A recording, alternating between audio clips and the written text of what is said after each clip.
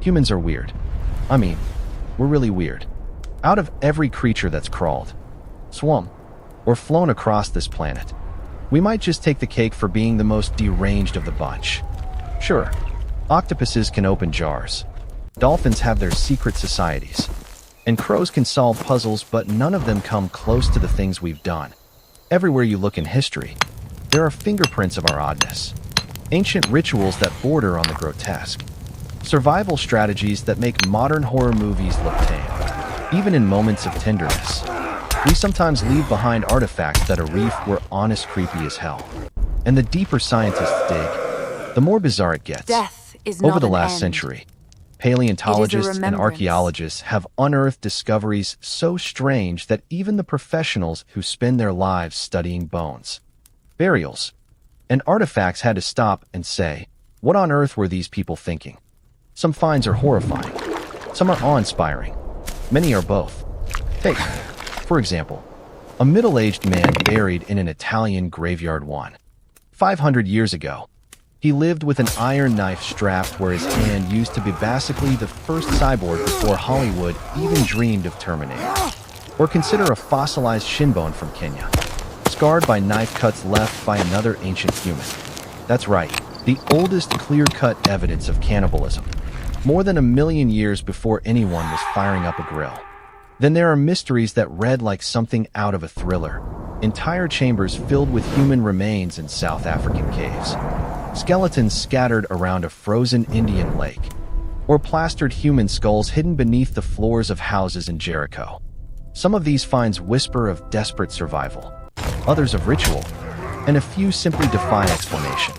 And we haven't even gotten to the Bronze Age jigsaw corpses of Scotland or the ancestral Puebloan villages in Colorado where cannibalism left behind not just butchered bones, but fossilized proof in human feces.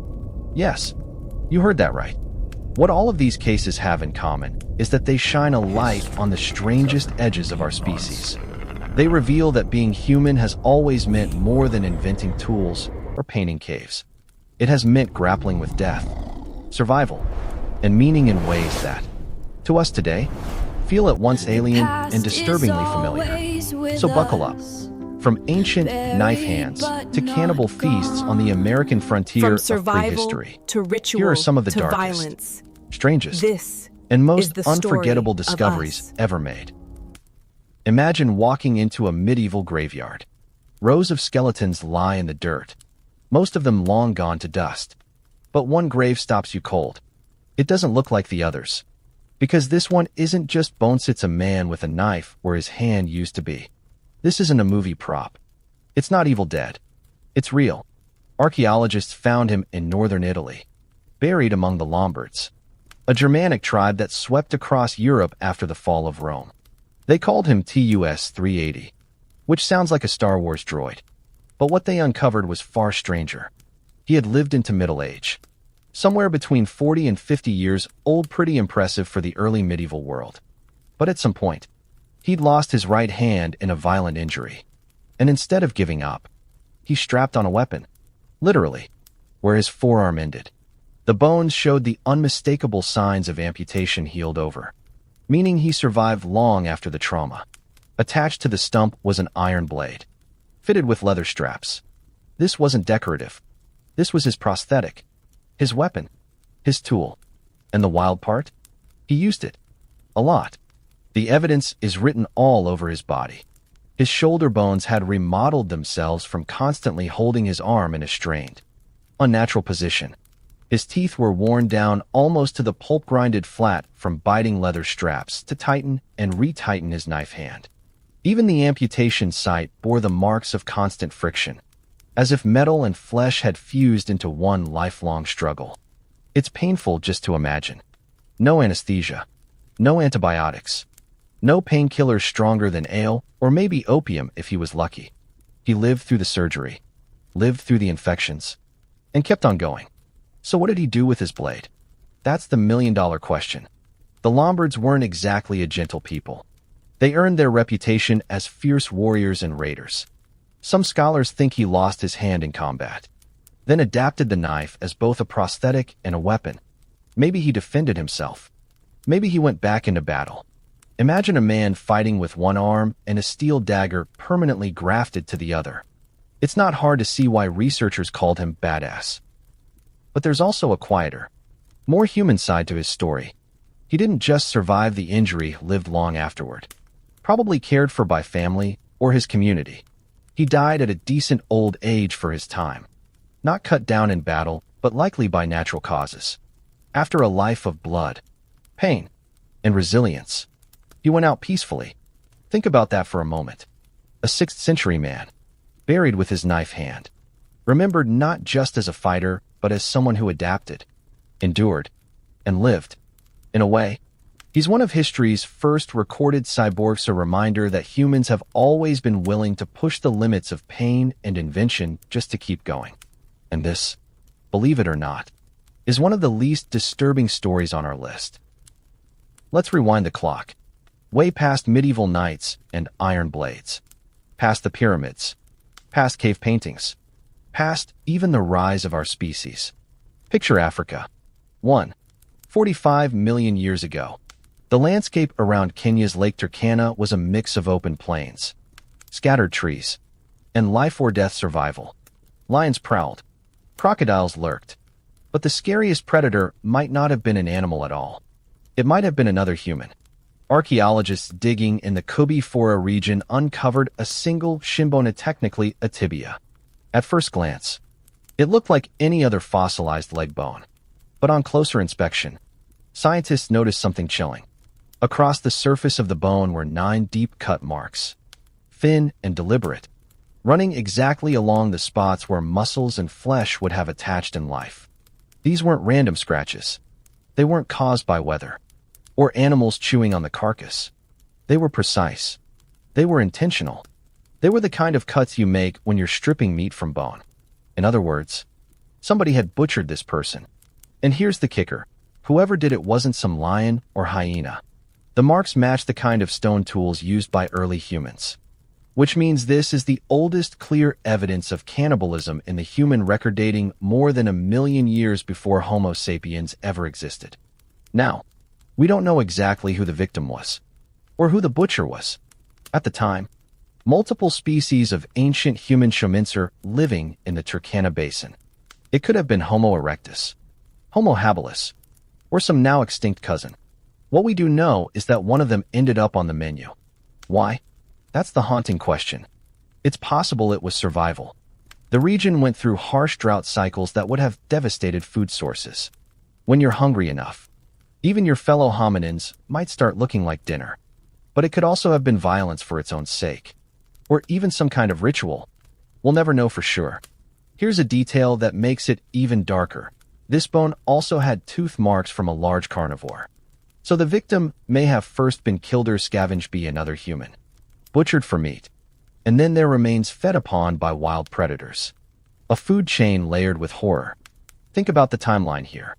This happened not hundreds, not thousands, but over 1 million years ago, long before modern humans, long before civilizations, long before fire was even widely tamed. And yet already, our kinder something very close to it was capable of slicing flesh from bone with stone tools and consuming it. When people say cannibalism is a taboo, they're right, but they're also wrong. It's not just a cultural invention. It's baked deep into our evolutionary past. So if you thought the knife-handed warrior was unsettling, remember this: the instinct to kill, butcher, and even eat our own goes back further than almost anything else we know about humanity. And believe it or not, the next stop on this list makes things even stranger. Now imagine a cave. Not the kind you stroll into on a guided tour with lanterns and railings. Not as one is deep, narrow, and treacherous. The kind of place where the air feels stale and heavy. Where darkness swallows your flashlight whole. Where every movement is a gamble. This is the Rising Star Cave system in South Africa. And hidden inside is one of the strangest archaeological puzzles ever discovered. Back in 2013, a team of researchers squeezed through its impossible twists and turns, inching through crawl spaces so tight you had to stretch out in a Superman pose just to wriggle through. They climbed jagged rock, shimmied down a 12-meter chute, and finally reached a chamber that had never been seen before. What they found inside made them stop cold. Bones. Thousands of them. Scattered across the chamber floor were the remains of at least 15 individuals: men, women, children, even infants. Not a handful, but a whole community. The bones belonged to a species no one had seen before. A new branch on our family tree. They named it Homo naledi. Physically, these people were unlike us. They were shorter and lighter. Their skulls smaller. Their brains about 1/3 the size of ours. But their hands were strong. Their legs built for walking upright. Their bodies tough and resilient. At first, scientists thought maybe the bones had been washed into the chamber by flooding. But the sediments showed no sign of water. They thought maybe a predator dragged them in. But there were no bite marks. And crucially, the bones weren't broken or scattered the way they would be if bodies had tumbled down the chute. They looked placed. That's when the wild idea hit. What if Homo naledi had deliberately put their dead here? What if, 250,000 years ago, these small-brained hominins were already practicing something like burial? If true, it changes everything we thought we knew about the timeline of human culture. Until then, archaeologists believed only Homo sapienses were capable of symbolic behavior like ritual burials. The idea that a species with brains the size of an orange could carry corpses through hellish cave passages and gently deposit them in a hidden chamber? That's mind-blowing. And yet, the evidence keeps pointing that way. The logistics alone are staggering. Imagine carrying a dead body through pitch-black tunnels. Crawling, climbing, lowering it down vertical shafts. Even with modern climbing gear. That's terrifying. And somehow these ancient people managed it repeatedly. Why? That's the mystery. Maybe it was ritual. Maybe it was an instinct for sanitation, keeping the dead away from the living. Or maybe it was something we don't have words for. Some researchers even claim they found markings on the cave walls, crosshatch patterns that might represent symbols. If true, Homo naledi weren't just disposing of their dead. They were leaving messages. Here's the part that gets under your skin. These bones are dated to between 335,000 and 236,000 years ago. That overlaps with the very dawn of Homo sapiens. Which means, while our direct ancestors were just figuring out who they were, Homo naledi were hiding bodies deep underground. Were they afraid? Reverent? Practical? We don't know. All we know is that they did it. And in doing so, they blurred the line between primitive and human. Standing in that cave today, scientists describe feeling an almost sacred weight in the air. Like walking into the world's oldest tomb. Like staring directly into the mystery of what it means to be human. And as eerie as that is, the next stop on our journey might be even creepier. Because instead of bodies tucked away deep underground, the next site left its dead scattered out in the open around a frozen lake high in the Indian Himalayas. High in the Indian Himalayas, tucked away in the icy slopes of the Trisal Massif, there's a lake that locals call Roopkund, but almost no one calls it that anymore. To the people who know its story, it goes by two other names, the Mystery Lake, or more bluntly, Skeleton Lake. And trust me, it earns the title. Back in the 1940s, a team of British officials trekking through the mountains stumbled upon something bizarre. The lake was shallow, ringed with snow and rock, but scattered all around it. And in the water itself were bones, hundreds of them, skulls, ribs, femurs, entire skeletons half buried in the mud and ice. At first, they panicked. World War II was raging. India was a British colony. The officials thought they'd uncovered some kind of secret Japanese invasion force. But closer inspection told a different story. The bones were way too old. Some still carried scraps of clothing, wooden artifacts, and jewelry. Others were cracked and broken in strange ways. So what happened? For decades, one theory dominated. The people at Roopkund had been killed by hail. Yeshil stones. And not just pebbles of ice like you scrape off your car windshield. We're talking massive, baseball-sized ice rocks plummeting from the sky. Many of the skulls bore blunt force trauma, circular dents in the bone, as if smashed by round, heavy objects. The story even lined up with a local legend. Villagers told of a king and his entourage who had been struck down by a deadly storm while crossing the mountain. Case closed, right? A freak storm kills a caravan. Their bodies left to freeze by the lake. Except, the mystery didn't end there. Fast forward to the 2000s. Scientists began pulling DNA from the bones. And what they found was far stranger. The skeletons weren't from one group. They weren't even from one time period. They represented at least 3 distinct populations. The first group had South Asian ancestry.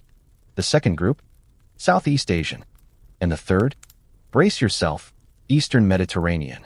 People genetically linked to Greece and Crete. Let that sink in. Skeletons from the Himalayas. Thousands of feet above sea level. Belonging to people from the Mediterranean. What on earth were Greeks doing at a remote glacial lake in India? Even weirder. Radiocarbon dating showed the groups didn't die at the same time. Some skeletons were around 1,000 years old. Others, as recent as 200 years ago. That means the lake wasn't just a one-off disaster site. It was the stage for multiple, separate tragedies. So the question isn't just how did they die, but why were all these groups from such different backgrounds here in the first place? Pilgrimage, trade route gone wrong, a ritual site?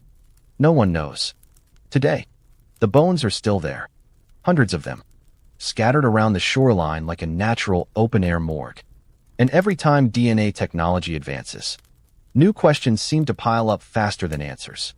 Hail might explain a portion of the deaths, but 3 separate catastrophic hailstorms, centuries apart, each wiping out a group of travelers from different corners of the world, that feels less like science and more like a cursed legend. Even for archaeologists hardened by years of grim discoveries. Roopkund Lake is unsettling. It's not just the sight of skeletons around the water, it's the realization that we still don't know how many groups died there, or why this lonely lake kept calling strangers to their deaths. It's the kind of place you could hike to today, look out over the still water, and wonder if the mountain is keeping secrets that don't want to be told. And as disturbing as the image of skeletons in a frozen lake is, the next story on our journey is even stranger. Because in the ancient city of Jericho, archaeologists found something you'd never expect under a family's living room floor: human heads, plastered and decorated like eerie masks of the dead. If Skeleton Lake is haunting because of its sheer scale, the next discovery is disturbing for the opposite reason: its intimacy. Picture this. You're excavating an ancient house in the city of Jericho, one of the world's oldest settlements. The floors are made of packed earth. You're peeling back the layers of dirt, brushing gently with your tools, expecting pottery shards or animal bones. Instead, you find a face, not a carving, not a painting, a human face. At first, it looks like some kind of mask, smooth, pale, with seashells staring back at you like lifeless eyes. But as you dig further, you realize what you're holding isn't art. It's a skull, a real human skull, and it's been carefully covered in plaster, molded to resemble flesh, complete with painted details. In total, archaeologists have uncovered more than 20 of these plastered skulls across Jericho and other Levantine sites.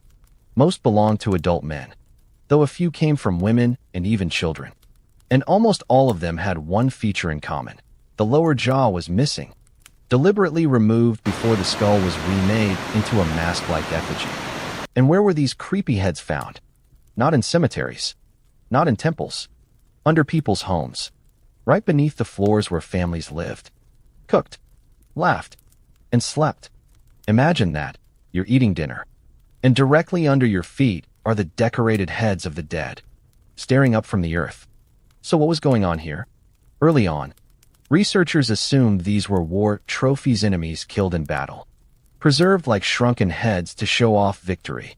But newer interpretations paint a more human picture. Most experts now believe the plastered skulls were part of ancestor worship, a way of keeping loved ones close. The dead weren't gone, they were literally beneath the home, honored, remembered, and maybe even displayed during rituals. What's fascinating is how long they lasted. Some skulls show signs of being handled repeatedly over years, even generations. That means a plastered skull might start as a father or mother, known by name, but over time become just the ancestor, a kind of symbolic family guardian. Of course, knowing the cultural explanation doesn't make them any less unsettling to look at.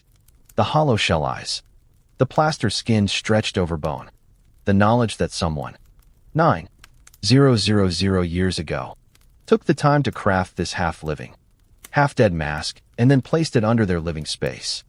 It's equal parts touching and terrifying love and reverence mixed with imagery straight out of a horror movie. And here's a chilling little footnote. After about 2,000 years, the practice seems to have disappeared entirely. We don't know why. All that remains is an echo in later myths, one of which describes glaze being poured over a head, perhaps a distant memory of the plastering tradition. Ancestor veneration? Yes. Early art? Absolutely. But also a reminder that human attempts to deal with death often walk a very fine line between the sacred and the uncanny. And if you think plastered skulls sound creepy, wait until you hear what people in Bronze Age Scotland were up to. Because their way of honoring ancestors didn't just involve skulls.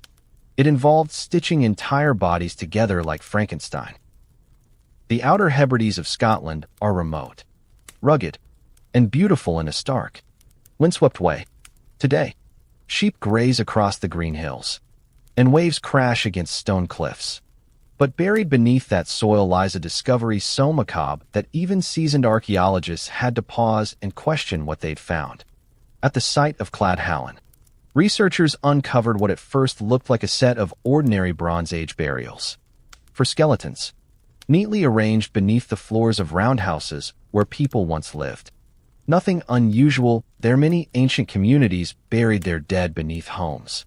A way of keeping family close. But when scientists studied the bones more carefully, things didn't add up. One of the supposed individuals was a woman at least. That's what the pelvis and most of the body indicated. But the skull? Male. And some of the limbs? Also from men. This wasn't one skeleton. It was several, stitched together into one. Further analysis revealed the chilling truth. All 4 bodies were actually composites, made from parts of different people. One might have a torso from one individual, a head from another, and legs from a third. They were human jigsaws, carefully assembled and buried as if they were whole. And the strangeness didn't stop there.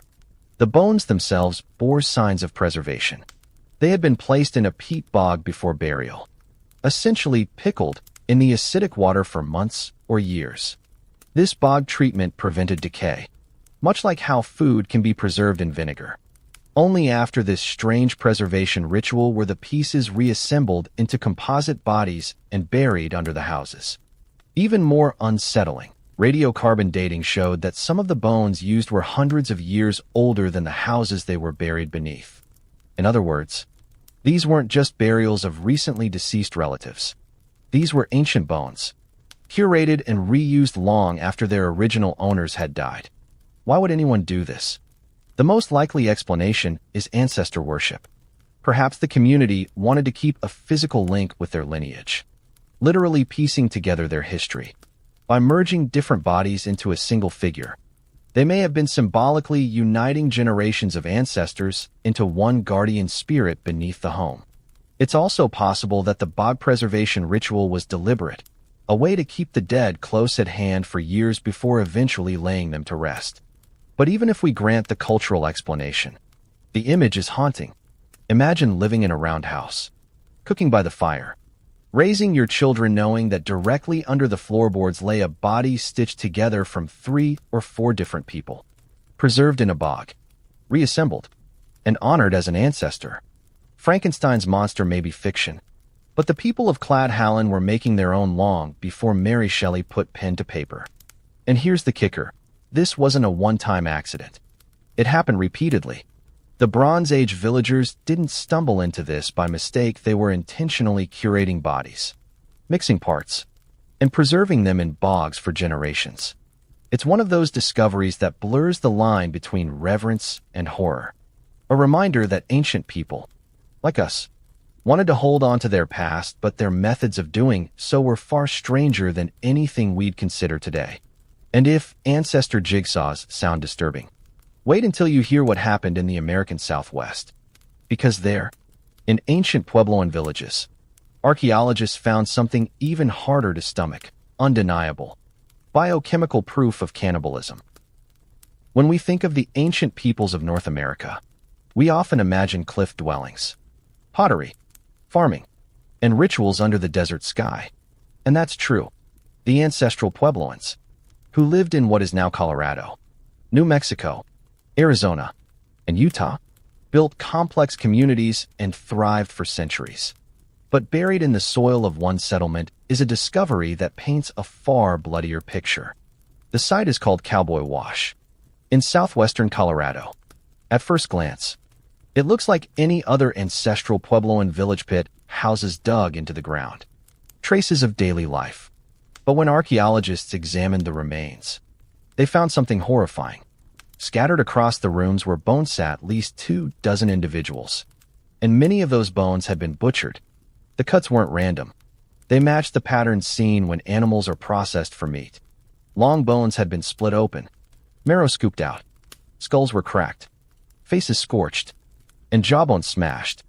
It didn't stop there. Cooking pots at the site contained traces of human protein. And then came the most damning piece of evidence: a coprolite, fossilized human feces, left behind in a hearth. Scientists tested it and found human myoglobin, a protein found only in skeletal muscle. That means whoever left that feces had been eating human flesh recently, in large amounts. Let that sink in. Someone didn't just kill their neighbors. They cooked them, ate them, and then defecated in the very fireplace those neighbors once used to cook their meals. It was an act of violence, desecration, and ultimate humiliation. For years, scholars argued over whether cannibalism really happened in the ancient Southwest. Maybe the bones had been gnawed by animals. Maybe they were burned in ritual. Maybe the cuts came from something else. But the myoglobin sealed it. There's only one way it gets into human feces: by eating human muscle. And Cowboy Wash wasn't an isolated case. Across the region, more than 70 sites show similar signs: burned bones, cut marks, marrow extraction. One analysis found that more than 8% of skeletons from the period bore unmistakable evidence of cannibalism. So what happened? How did a culture known for its artistry, its agriculture, and its architectural feats turn to such brutal extremes? The leading theory is environmental collapse. Around 850 years ago, the Great Chaco System, interconnected hub of roads, towns, and ceremonial centers, fell apart. Severe droughts hit the region. Crops failed. Water dried up. Communities fractured. And in the chaos that followed, violence surged. Cannibalism, once unthinkable, became a desperate survival strategy. In some cases, it may have also been a tool of terror. Raiding parties not only killed enemies, but consumed them, sending a message to anyone who thought about resisting. It's a chilling reminder that even here, on American soil, human history has its darkest chapters. These weren't distant strangers on another continent. They were people who lived, farmed, and built homes in the very landscapes many Americans drive past today. And while Cowboy Wash stands out for its brutality, it's part of a larger pattern. Societies under stress can implode in terrifying ways. Hunger, drought, and collapse can push even the most sophisticated cultures to cross unthinkable lines. When archaeologists pieced together the story, they didn't just find evidence of cannibalism. They found evidence of a society unraveling. A community once bound by cooperation and shared survival, now turning inward, tearing itself apart literally. And that, perhaps, is the scariest part of all. Not that cannibalism happened in some ancient, alien world, but that it happened here, in America, in communities not so far removed from our own. Because if desperation could push them over the edge, it's worth asking, what would it take to push us?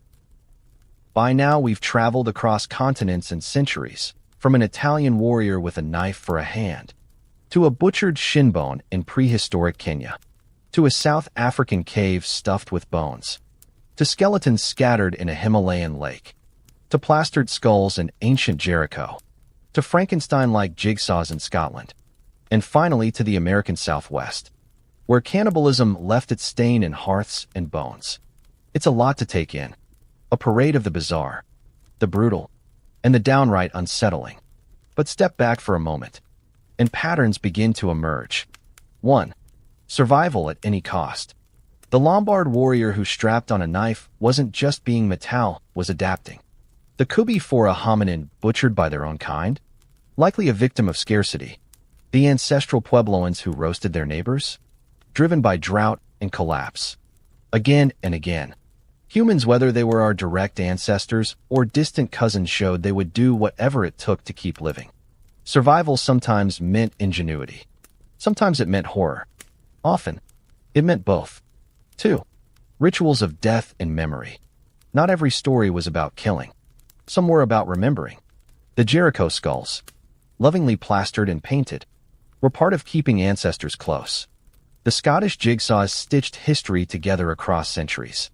Even Homo naledi, with their tiny brains, might have been practicing one of humanity's oldest rituals, laying the dead to rest. What's striking is how early these behaviors appear. We like to imagine symbolic thought and ritual as the domain of modern humans. But the record says otherwise. Death has always haunted us, and we've always tried to make sense of it, sometimes tenderly, sometimes terrifyingly. 3. Violence as a universal language. Let's not sugarcoat it. Many of these finds are soaked in violence. Butchery marks on bones, smashed skulls, mass graves, cannibal feasts. Humans have always turned on each other, sometimes in moments of crisis, sometimes in acts of dominance or terror. The past isn't a peaceful golden age, it's proof that brutality is as old as humanity itself. 4. The thin line between reverence and horror. What strikes hardest is how often these stories blur the categories we like to keep separate. The Jericho skulls are both loving memorials and deeply creepy artifacts. The Scottish jigsaws are either family guardians or Frankenstein corpses. Even cannibalism can be read in two ways: as survival in desperate times, or as ritualized violence meant to terrify. Death forces humans into strange places, and the further back we look, the more those strange places reveal themselves. So what do all these patterns tell us? That being human isn't neat. It isn't clean. It's messy, improvisational, and sometimes grotesque. But it's also resilient.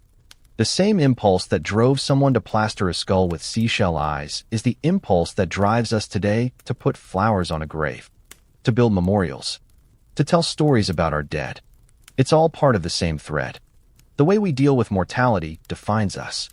Sometimes it's beautiful, sometimes it's monstrous, but it's always, in its own way, human.